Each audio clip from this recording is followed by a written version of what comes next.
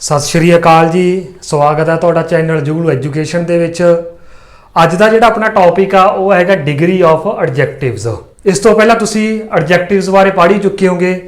आपां थोड़ा रिवाइज कर लैंदे आ एडजैक्टिव्स की हुंदे ने। एडजैक्टिव्स पंजाबी दे विच इन्हां नूं आपां विशेषण कहने हुंदे आगे। एडजैक्टिव्स वो शब्द हुंदे आगे जिहड़े आपां नूं किसी नाम जां पड़नाव दे गुण औगण दस्सण, उन्हां दी विशेषता दस्सण। ਜਾਂ फिर इंग्लिश ਦੇ ਵਿੱਚ ਆਪਾਂ ਕਹਿ ਦਿੰਦੇ ਆ ਵੀ ਨਾउन ਜਾਂ ਪ੍ਰਨਾउन ਬਾਰੇ ਆਪਾਂ ਨੂੰ ਹੋਰ ਇਨਫੋਰਮੇਸ਼ਨ ਦਿੰਦੇ ਆਗੇ। ਸੋ ਜਿਹੜੇ ਐਡਜੈਕਟਿਵ ਆਗੇ ਆਪਣੇ ਕੋਲੇ ਇਹਦੀਆਂ 3 ਡਿਗਰੀਜ਼ ਹੁੰਦੀਆਂ ਨੇ, ਪੋਜ਼ਿਟਿਵ, ਕੰਪੈਰੀਟਿਵ ਤੇ ਸੁਪਰਲੇਟਿਵ। ਸੋ ਆਪਾਂ ਅੱਜ ਐਡਜੈਕਟਿਵਸ ਬਾਰੇ ਪੜਾਂਗੇ ਤੇ ਦੇਖਾਂਗੇ ਵੀ ਇਹਨਾਂ ਡਿਗਰੀਜ਼ ਨੂੰ ਆਪਾਂ ਸੈਂਟੈਂਸਿਸ ਦੇ ਵਿੱਚ ਕਿਸ ਤਰ੍ਹਾਂ ਯੂਜ਼ ਕਰਦੇ ਆਂਗੇ। ਸੋ ਸਭ ਤੋਂ ਪਹਿਲੀ ਆਪਣੇ ਕੋਲ ਜਿਹੜੀ ਡਿਗਰੀ ਹੈ ਉਹ ਹੈਗੀ ਪੋਜ਼ਿਟਿਵ। ਤਾਂ ਪੋਜ਼ਿਟਿਵ ਡਿਗਰੀ ਕੀ ਹੁੰਦੀ ਹੈਗੀ? ਜਦੋਂ ਆਪਾਂ ਸਿੰਪਲ ਇੱਕ ਸੈਂਟੈਂਸ ਦੇ ਵਿੱਚ ਕਿਸੇ ਨਾउन ਜਾਂ ਪ੍ਰਨਾउन ਬਾਰੇ ਆਪਾਂ ਦੱਸ ਦਿਆਂਗੇ, ਉਹਦੀ ਹੋਰ ਇਨਫੋਰਮੇਸ਼ਨ ਦਿੰਦੇ ਆਂਗੇ, ਜਾਂ ਕਹਿ ਲਓ ਜੀ ਆਪਾਂ ਉਹਦਾ ਗੁਣ ਜਾਂ ਔਗਣ ਜਾਂ ਉਹਦੀ ਵਿਸ਼ੇਸ਼ਤਾ ਦੱਸ ਦਿਆਂਗੇ ਉਸ ਨਾउन ਜਾਂ ਪ੍ਰਨਾउन ਦੀ। ਫੋਰ ਐਗਜ਼ਾਮਪਲ ਜਿਵੇਂ ਆਪਾਂ ਪਹਿਲਾ ਸੈਂਟੈਂਸ ਲਿਖਿਆ ਹੈਗਾ ਐਸ਼ਰੀਤ is a tall girl. So ਹੁਣ ਇਹਦੇ ਵਿੱਚ ਕੀ ਹੈਗਾ, ਆਪਣਾ ਇੱਕ ਗਰਲ ਕੀ ਹੈਗਾ, ਨਾउन ਹੈਗਾ। ਸੋ ਆਪਾਂ ਇਹਦੀ ਹੋਰ ਇਨਫੋਰਮੇਸ਼ਨ ਦਿੱਤੀ ਹੈਗੀ, ਕੀ ਦੱਸਿਆ ਕਿ ਉਹ ਇੱਕ ਟਾਲ ਗਰਲ ਆ ਗਈ। ਤਾਂ ਆਪਾਂ ਉਹਦੇ ਬਾਰੇ ਆਪਾਂ ਉਹਦਾ ਗੁਣ ਜਾਂ ਔਗਣ ਦੱਸਿਆਗਾ, ਉਹਦੀ ਆਪਾਂ ਵਿਸ਼ੇਸ਼ਤਾ ਦੱਸੀ ਹੈ ਵੀ ਜਿਹੜੀ ਐਸ਼ਰੀਤ ਆ ਗਈ ਉਹ ਇੱਕ ਟਾਲ ਗਰਲ ਆ ਗਈ। ਤਾਂ ਜਿਹੜਾ ਇਹਦੇ ਵਿੱਚ ਟਾਲ ਸ਼ਬਦ ਆਗਾ ਉਹ ਹੈਗਾ ਐਡਜੈਕਟਿਵ।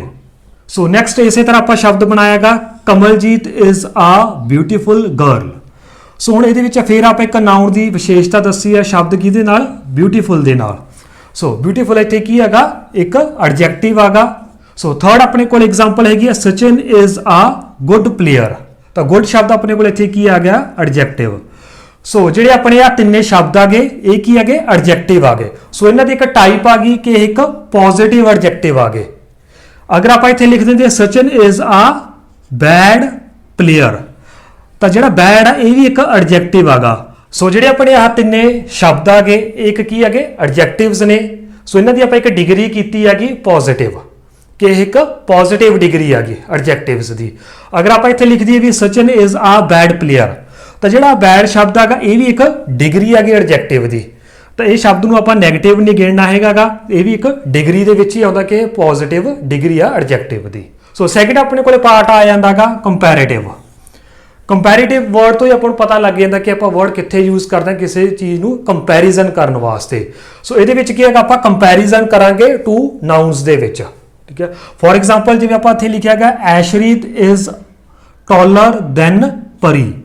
ਸੋ ਹੁਣ ਆਪਾਂ ਇੱਥੇ ਐਸ਼ਰੀਤ ਦੀ ਕੁਆਲਿਟੀ ਦੱਸਿਆ, ਉਹਦਾ ਐਡਜੈਕਟਿਵ ਦੱਸਿਆ ਕਿ ਉਹ ਕੀ ਤੋਂ ਟਾਲਰ ਆਗਾ, ਪਰੀ ਤੋਂ। ਸੋ ਜਿਹੜਾ ਆਪਾਂ ਇੱਥੇ ਸ਼ਬਦ ਵਰਤਿਆਗਾ ਟਾਲਰ, ਇਹ ਕੀ ਹੈਗਾ ਆਪਾਂ ਕੰਪੈਰੀਜ਼ਨ ਵਾਸਤੇ ਵਰਤਿਆਗਾ ਕਿ ਐਸ਼ਰੀਤ ਟਾਲਰ ਹੈ ਪਰੀ ਨਾਲੋਂ, ਠੀਕ ਹੈ। ਸੋ ਹਮੇਸ਼ਾ ਆਪਾਂ ਜਦੋਂ ਕੰਪੈਰੀਟਿਵ ਡਿਗਰੀ ਯੂਜ਼ ਕਰਦੇ ਆਂਗੇ ਤਾਂ ਇਹਦੇ ਨਾਲ ਸ਼ਬਦ ਹਮੇਸ਼ਾ ਯੂਜ਼ ਹੁੰਦਾ ਗਾ ਦੈਨ, ਕੰਪੈਰੀਜ਼ਨ ਕਰਨ ਵਾਸਤੇ। ਕਿਸੇ ਚੀਜ਼ ਦੇ ਨਾਲ ਆਪਾਂ ਜਦੋਂ ਕੰਪੇਅਰ ਕਰਦੇ ਹਾਂ ਵੀ ਆਹ ਚੀਜ਼ ਇਸ ਦੇ ਨਾਲੋਂ ਵੱਡੀ ਆ ਗਈ ਜਾਂ ਇਸ ਦੇ ਨਾਲੋਂ ਛੋਟੀ ਆ ਗਈ, ਤਾਂ ਜਿਹੜਾ ਆਪਾਂ ਸ਼ਬਦ ਵਰਤੇ ਉੱਥੇ ਆਪਾਂ ਯੂਜ਼ ਕਰਦੇ ਆਂਗੇ ਦੈਨ। ਸੋ ਜਿਹੜਾ ਇੱਥੇ ਆਪਾਂ ਦੈਨ ਸ਼ਬਦ ਵਰਤੇ ਆਗਾ ਇਹ THAN ਆਗਾ। ਇੱਕ ਸ਼ਬਦ ਆਪਣੇ ਕੋਲੇ ਹੁੰਦਾ ਗਾ THEN, ਉਹ ਵਾਲਾ ਨਹੀਂ ਵਰਤਣਾ ਹੈਗਾ। ਹਮੇਸ਼ਾ ਕੰਪੈਰੀਜ਼ਨ ਵਾਸਤੇ THAN ਵਰਡ ਵਾਲਾ ਸ਼ਬਦ ਤੁਸੀਂ ਯੂਜ਼ ਕਰਨਾਗਾ। ਸੋ ਨੈਕਸਟ ਆਪਣੇ ਕੋਲ ਐਗਜ਼ਾਮਪਲ ਹੈਗੀ Kamaljeet is more beautiful than Kiran. So ਇਹਦੇ ਵਿੱਚ ਵੀ ਕੀ ਹੈਗਾ, ਆਪਾਂ ਕਮਲਜੀਤ ਬਾਰੇ ਦੱਸਿਆ ਗਿਆ ਕਿ ਉਹ ਕਿਰਨ ਨਾਲੋਂ ਜ਼ਿਆਦਾ ਬਿਊਟੀਫੁਲ ਆਗਾ। ਸੋ ਇੱਥੇ ਬਿਊਟੀਫੁਲ ਦਾ ਜਿਹੜਾ ਸੈਕੰਡ ਕੰਪੈਰੀਟਿਵ ਡਿਗਰੀ ਹੁੰਦੀ ਹੈਗੀ ਉਹ ਹੁੰਦੀ ਹੈਗੀ ਮੋਰ ਬਿਊਟੀਫੁਲ, ਤਾਂ ਕਰਕੇ ਇੱਥੇ ਆਪਾਂ ਸ਼ਬਦ ਵਰਤਿਆਗਾ more beautiful. So third example ਆਪਣੇ ਕੋਲ ਹੈਗੀ Sachin is a better player than Ashish. So ਹੁਣ ਆਪਾਂ ਇੱਥੇ ਸਚਿਨ ਦੀ ਗੱਲ ਕੀਤੀ ਹੈਗੀ ਵੀ ਸਚਿਨ ਕੀ ਹੈਗਾ, ਇੱਕ ਬੈਟਰ ਪਲੇਅਰ ਆਗਾ। ਕੰਪੇਅਰ ਕੀਤਾ ਕਿਹਦੇ ਨਾਲ, ਆਪਾਂ ਆਸ਼ੀਸ਼ ਦੇ ਨਾਲ, ਵੀ ਆਸ਼ੀਸ਼ ਦੇ ਨਾਲ ਜਿਹੜਾ ਸਚਿਨ ਆਗਾ ਉਹ ਬੈਟਰ ਪਲੇਅਰ ਆਗਾ। ਸੋ ਇਸ ਗੁੱਡ ਦੀ ਜਿਹੜੀ ਸੈਕੰਡ ਡਿਗਰੀ ਆਗੀ ਉਹ ਹੁੰਦੀ ਹੈਗੀ ਬੈਟਰ। ਸੋ ਇਹ ਆਪਣਾ ਸੀਗਾ second part comparative. Third part ਆਪਣੇ ਕੋਲ ਆ ਗਿਆ ਸੁਪਰਲੇਟਿਵ।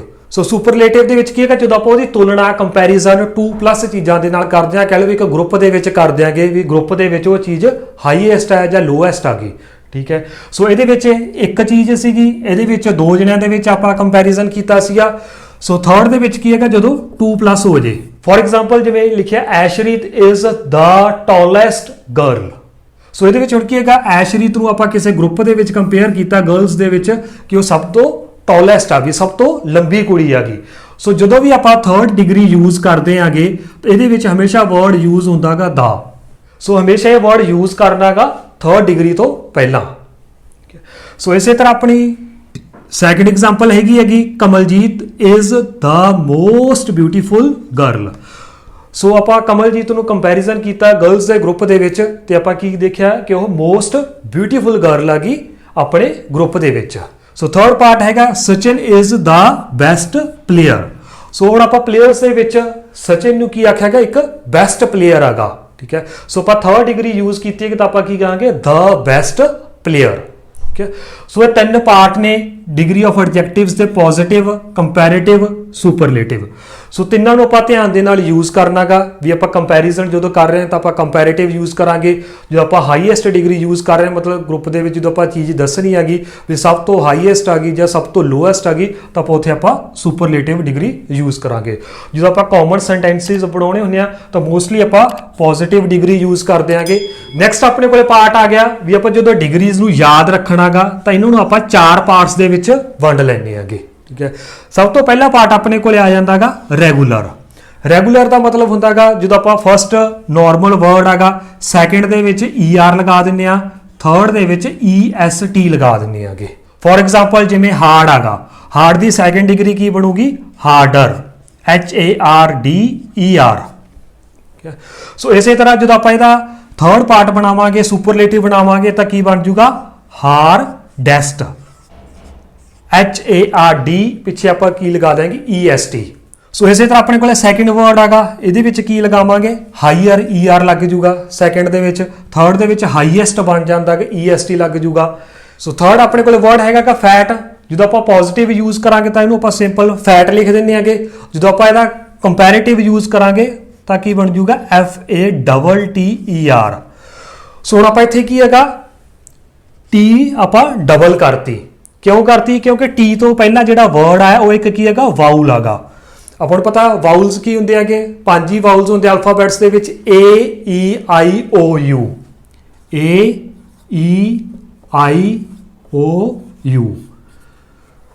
ਜਦੋਂ ਆਪਣੇ ਲਾਸਟ ਵਰਡ ਦੇ ਨਾਲ ਪੂਰੇ ਵਾਊਲ ਲੱਗ ਜੇ ਤਾਂ ਆਪਾਂ ਉਹਦੇ ਵਿੱਚ ਕੀ ਲਗਾਵਾਂ ਜਿਹੜਾ ਲਾਸਟ ਵਾਲਾ ਵਰਡ ਹੈ ਉਹਨੂੰ ਆਪਾਂ ਡਬਲ ਕਰ ਦਿੰਦੇ ਆ, ਜਿਵੇਂ ਆਪਾਂ ਫੈਟ ਦੇ ਵਿੱਚ ਟੀ ਨੂੰ ਡਬਲ ਕਰਤਾ। ਸੋ ਇਸੇ ਤਰ੍ਹਾਂ ਜਦੋਂ ਆਪਾਂ ਥਿਨ ਵਰਡ ਯੂਜ਼ ਕਰਾਂਗੇ ਤਾਂ ਹੁਣ ਐਨ ਤੋਂ ਪਹਿਲਾਂ ਵੀ ਕੀ ਆਏਗਾ ਇੱਕ ਵਾਊਲ ਆਏਗਾ I। ਤਾਂ ਜਦੋਂ ਆਪਾਂ ਇਹਦੀ ਸੈਕਿੰਡ ਡਿਗਰੀ ਲਿਖਾਂਗੇ ਤਾਂ ਆਪਾਂ ਕੀ ਲਿਖਾਂਗੇ ਥਿਨਰ, THINNER। ਠੀਕ ਹੈ। ਸੋ ਜਦੋਂ ਲਾਸਟ ਵਰਡ ਤੋਂ ਪਹਿਲਾਂ ਉਹਦੇ ਅੱਗੇ ਕੋਈ ਵਾਊਲ ਆ ਜੇ ਤਾਂ ਉਦੋਂ ਆਪਾਂ ਜਿਹੜਾ ਲਾਸਟ ਵਾਲਾ ਵਰਡ ਆ ਉਹਨੂੰ ਆਪਾਂ ਡਬਲ ਕਰ ਦਿੰਨੇ ਆਗੇ ਤਾਂ ਉਹਦੇ ਨਾਲ ਆਪਾਂ ਕੀ ਲਗਾ ਦਿਆਂਗੇ ER, ਥਿਨਰ। ਠੀਕ ਹੈ।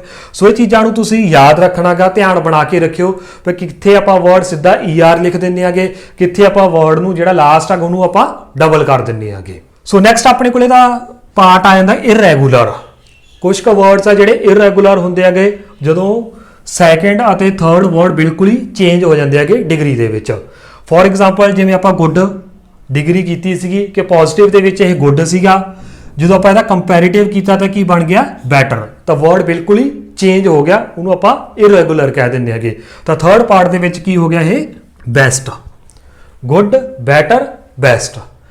ਇਸੇ ਤਰ੍ਹਾਂ ਆਪਾਂ ਜੇ ਆਪਾਂ ਸ਼ਬਦ ਕਰੀਏ ਬੈਡ, ਬੈਡ ਦਾ ਫਸਟ ਪੋਜ਼ਿਟਿਵ ਬੈਡ ਆ ਗਿਆ, ਸੈਕਿੰਡ ਕੀ ਆ ਜਾਊਗਾ ਵਰਸ, WORSE, ਵਰਸ। ਸਭ ਤੋਂ ਪਹਿਲਾਂ ਸੀਗਾ ਬੈਡ, ਸੈਕਿੰਡ ਵਰਸ, ਥਰਡ ਪਾਰਟ ਕੀ ਆ ਜਾਊਗਾ ਵਰਸਟ, WORST। ਸੋ ਇਸੇ ਤਰ੍ਹਾਂ ਆਪਾਂ ਮੈਨੀ ਨੂੰ ਵਰਡ ਨੂੰ ਯੂਜ਼ ਕਰਾਂਗੇ। ਮੈਨੀ ਦਾ ਪੋਜ਼ਿਟਿਵ ਕੀ ਆ ਜਾਊਗਾ ਮੈਨੀ, ਸੈਕਿੰਡ ਕੀ ਆ ਜਾਊਗਾ ਮੋਰ, ਥਰਡ ਕੀ ਆ ਜਾਊਗਾ ਮੋਸਟ। ਸੋ ਇਹਨਾਂ ਨੂੰ ਆਪਾਂ ਇਰੈਗੂਲਰ ਗਰੁੱਪ ਕਹਿ ਦਿੰਦੇ ਆਗੇ। ਸੋ ਥਰਡ ਪਾਰਟ ਦੇ ਵਿੱਚ ਕੀ ਹੈਗਾ ਕਿ ਕੁਝ ਇਸ ਤਰ੍ਹਾਂ ਦੇ ਵਰਡ ਹੁੰਦੇ ਆਗੇ ਕਿ ਉਹਨਾਂ ਨੂੰ ਆਪਾਂ ਮੋਰ ਜਾਂ ਮੋਸਟ ਲਗਾ ਕੇ ਲਿਖਦੇ ਆਂਗੇ। ਫੋਰ ਐਗਜ਼ਾਮਪਲ ਜਿਵੇਂ ਆਪਾਂ ਬਿਊਟੀਫੁਲ ਵਰਡ ਸ਼ਬਦ ਵਰਤਿਆ ਸੀਗਾ ਕਿ ਉਹਦੇ ਪੋਜ਼ਿਟਿਵ ਦੇ ਵਿੱਚ ਆਪਾਂ ਬਿਊਟੀਫੁਲ ਲਗਾਇਆ ਸੀਗਾ, ਸੈਕਿੰਡ ਦੇ ਵਿੱਚ ਆਪਾਂ ਕੀ ਲਗਾ ਦਿੰਦੇ ਆਂਗੇ ਮੋਰ, ਥਰਡ ਦੇ ਵਿੱਚ ਕੀ ਲਗਾ ਦਿੰਦੇ ਆਂਗੇ ਮੋਸਟ। ਸੋ ਇਹ ਵਰਡਸ ਤੁਸੀਂ ਯਾਦ ਰੱਖਣੇ ਆ ਕਿ ਕੁਝ ਕੁ ਵਰਡਸ ਮੈਂ ਇੱਥੇ ਐਗਜ਼ਾਮਪਲਸ ਦਿੱਤੀਆਂ ਹੋਈਆਂ ਗੀਆਂ। ਵਰਡਸ ਨੂੰ ਚੇਂਜ ਨਹੀਂ ਕਰਨਾ ਹੈਗਾ, ਉਹਨਾਂ ਵਰਡਸ ਦੇ ਅੱਗੇ ਹੀ ਇੱਕ ਮੋਰ, ਮੋਸਟ ਲੱਗ ਜਾਂਦਾ ਹੈਗਾ। ਸੋ ਜਿਹੜੇ ਵਰਡਸ ਆਗੇ ਕਾਫੀ ਵੱਡੇ ਹੁੰਦੇ ਆਗੇ, ਇਸ ਤੋਂ ਵੀ ਤੁਸੀਂ ਅੰਦਾਜ਼ਾ ਲਗਾ ਸਕਦੇ ਹੋਗੇ ਕਿ ਆਪਾਂ ਜਿਹੜੇ ਵਰਡਸ ਲੰਬੇ ਆ ਗਏ ਉਹਨਾਂ ਦੇ ਮੂਹਰੇ ਆਪਾਂ ਮੋਰ ਜਾਂ ਮੋਸਟ ਲਗਾ ਦਿਆਂਗੇ ਸੈਕੰਡ ਅਤੇ ਥਰਡ ਡਿਗਰੀ ਦੇ ਵਿੱਚ। ਜਿਵੇਂ ਇੰਟਰਸਟਿੰਗ ਆਗਾ, ਸੈਕੰਡ ਦੇ ਵਿੱਚ ਕੀ ਲੱਗ ਜੂਗਾ ਮੋਰ ਇੰਟਰਸਟਿੰਗ, ਥਰਡ ਦੇ ਵਿੱਚ ਕੀ ਬਣ ਜੂਗਾ ਮੋਸਟ ਇੰਟਰਸਟਿੰਗ। ਇਸੇ ਤਰ੍ਹਾਂ ਡਿਫਿਕਲਟ ਮੋਰ ਡਿਫਿਕਲਟ, ਮੋਸਟ ਡਿਫਿਕਲਟ। ਇੰਟੈਲੀਜੈਂਟ ਮੋਰ ਇੰਟੈਲੀਜੈਂਟ, ਮੋਸਟ ਇੰਟੈਲੀਜੈਂਟ। ਫੇਮਸ ਮੋਰ ਫੇਮਸ, ਮੋਸਟ ਫੇਮਸ, ਜਦੋਂ ਆਪਾਂ ਥਰਡ ਡਿਗਰੀ ਦੇ ਵਿੱਚ ਯੂਜ਼ ਕਰਾਂਗੇ। ਸੋ ਆਪਣਾ ਲਾਸਟ ਪਾਰਟ ਆ ਗਿਆ ਫੋਰਥ।